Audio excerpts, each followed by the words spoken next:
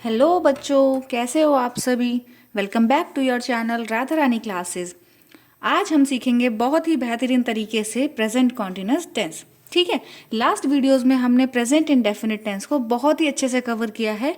आपको जिसको भी दिक्कत है आप प्लीज़ वो पहले वीडियोस देख लीजिए, उसके बाद प्रेजेंट कॉन्टिन्यूअस टेंस कर सकते हैं। और जिसने वो वीडियोस नहीं देखे तो भी वो आज इस वीडियो को सीख सकता है। मतलब प्रेजेंट कॉन्टिन्यूअस टेंस को हम सीख सकते हैं प्रेजेंट इंडेफिनिट टेंस के अलावा। ठीक है, तो चलिए स्टार्ट करते हैं बिना टाइम वेस्ट किए। ओके, तो स्टार्ट करते हैं। प्रेजेंट कॉन्टिन्यूअस टेंस का रूल जो है, प्रेजेंट कॉन्टिन्यूअस टेंस प्रेजेंट से समझ में आ रहा है कि ये प्रेजेंट में टॉकिंग हो रही है। अब कॉन्टिन्यूअस का मतलब अभी भी चल रहा है। क्या है? जो काम अभी चल रहा है।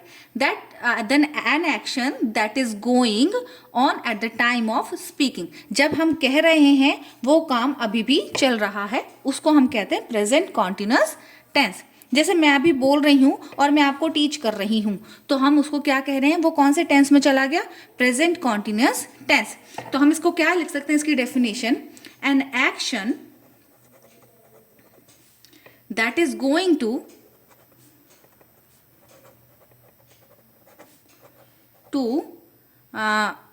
that is going to at the time of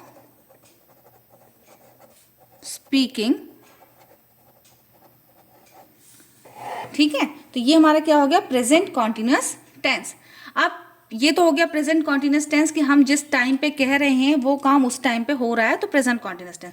कुछ फ्यूचर के जो होते हैं एक्शन जो हमने लेने वाले हैं, जस्ट नियर फ्यूचर, वो एक्शन भी प्रेजेंट कॉन्टिन्यूअस टेंस में आते हैं। जैसे I am going to Mumbai tomorrow. I am going to Mumbai tomorrow. ठीक है, टुमारो वर्ड से अभी हम कर नहीं रहे, लेकिन वो जो काम होगा, जो हम जाएंगे, वो कब जाएंगे? कल। ठीक है, तो इससे हमें पता चला इसमें भी हमने क्या यूज किया? Present continuous tense. Present continuous tense. ठीक है, तो एक बात तो समझ में आई कि प्रेजेंट कॉन्टिन्यूअस टेंस का यूज हम कब करते हैं? जब हम उस बात को कह रहे हैं, तुरंत वो काम हो रहा हो। कुछ काम ऐसे हैं जब हम कह रहे हो लेकिन वो काम हमारे सामने ना हो, तो भी हम प्रेजेंट कॉन्टिन्यूअस टेंस को ही यूज करते हैं। ऐसा जरूरी नहीं है वो सब काम हमारे सामने हो रहा है। जैसे कि मैच हो रहा है, अभी हमारे सामने नहीं हो रहा है लेकिन मैच चल रहा है। ठीक है, तो इससे पता चलता है कि वो भी किस में आएगा? प्रेजेंट कॉन्टिन्यूअस टेंस में। समझ में आया? तो प्रेजेंट कॉन्टिन्यूअस, तो इसका हम रूल लिख लेंगे।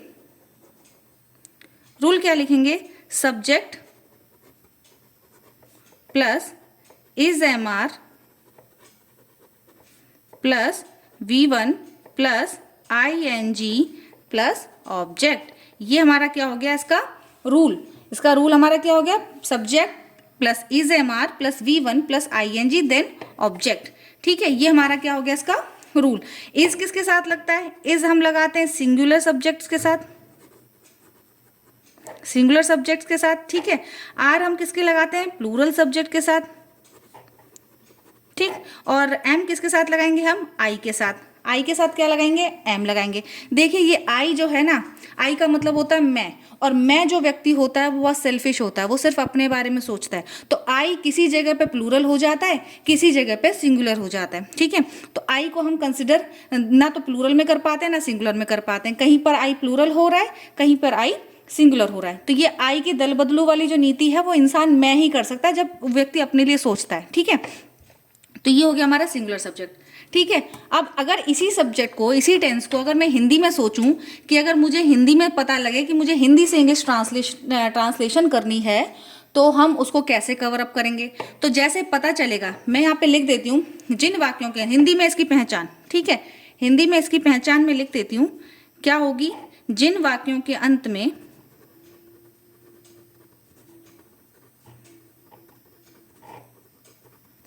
रहा है, रही है, रहे हैं, रहे हैं, हुआ है,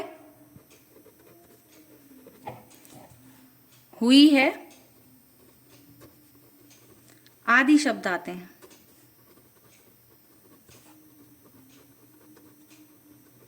ठीक। ठीक है, तो ये हो गया हमारा प्रेजेंट कॉन्टिन्यूअस टेंस की पहचान कि जिन वाक्यों के अंत में रहा है, रही है, रहे हैं अथवा हुआ है, हुई है, हुए हैं आदि शब्द आते हैं वो हमारे किस में आ गए, प्रेजेंट कॉन्टिन्यूअस टेंस में। प्रेजेंट कॉन्टिन्यूअस टेंस की पहचान समझ में आ गई। इंग्लिश में जब हम रीडिंग करते हैं तो हम एजएमआर के साथ V1 है हमारे यहाँ पर गो, और गो के साथ लगा रखा है हमने आईएनजी, उसके साथ हमने V1 प्लस आईएनजी लगी हुई है, एजएमआर के साथ V1 प्लस आईएनजी लगी हुई है, तो हम समझ जाएंगे कि वो कौन से टेंस की बात हो रही है, वो प्रेजेंट कॉन्टिन्यूअस टेंस की बात हो रही है। आया समझ में? तो इतनी सी बात अब हमने समझ ली। चलो कुछ प्रैक्टिस कर लेते हैं, कुछ इंग्लिश से हिंदी में और हिंदी से इंग्लिश में हम ट्रांसलेशन कर लेते हैं, ठीक है। तो सबसे पहले हम करेंगे सिंपल सेंटेंसेस। कौन से सेंटेंसेस करेंगे? सबसे पहले हम करेंगे सिंपल सेंटेंसेस। सिंपल सेंटेंसेस करने के लिए सबसे पहले देखिए, मैंने आपको बताया था सेंटेंसेस हमारे 4 टाइप्स के होते हैं। मेन जो होते हैं सेंटेंसेस 5 टाइप के होते हैं। अभी जो हम यहाँ पर कर रहे हैं 3 टाइप्स में सेंटेंसेस कर रहे हैं, ठीक है। 3 टाइप में हम सेंटेंसेस कर रहे हैं। तो फर्स्ट वाले जो हमारे हैं सिंपल सेंटेंसेस। कौन से सेंटेंसेस हैं? सिंपल सेंटेंसेस हैं। सिंपल सेंटेंसेस में आप नॉर्मल ही आप अफर्मेटिव सेंटेंसेस भी बोलते हैं, सिंपल सेंटेंसेस। समझ में आया? तो ये हमारे क्या हो गए, सबसे पहले सेंटेंस है जिसमें नॉर्मल बातें हो रही हैं, ना कोई आप मना कर रहे हो किसी से, ना ही आप किसी से क्वेश्चनिंग कर रहे हो, आप सिंपल नॉर्मल बातें कर रहे हो। जैसे जैसे जैसे क्या हो गया, जैसे मैं पढ़ा रही हूँ।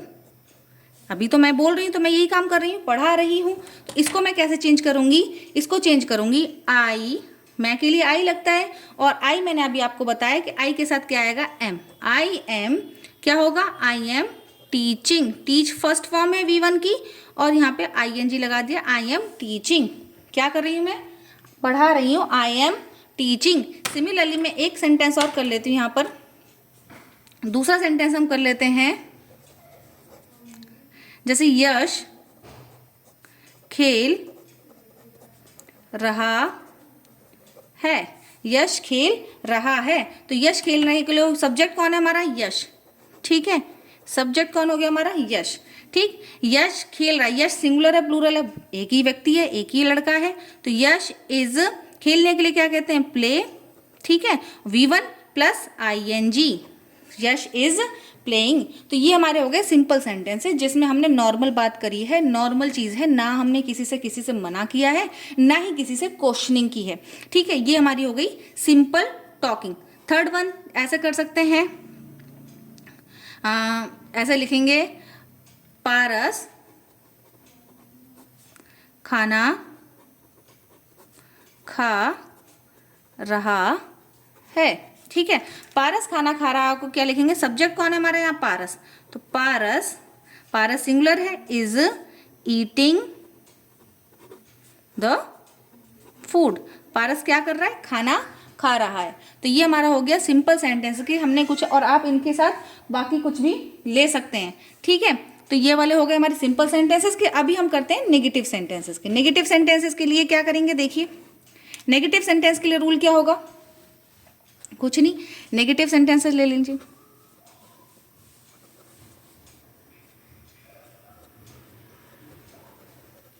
नेगेटिव सेंटेंसेस में जो रूल होगा हमारा, कुछ नहीं, सिर्फ subject plus is MR plus इसके साथ हम क्या लगा देंगे, नॉट लगा देंगे। क्या लगा देंगे, नॉट लगा देंगे। Is MR plus not plus V1 plus ING plus object.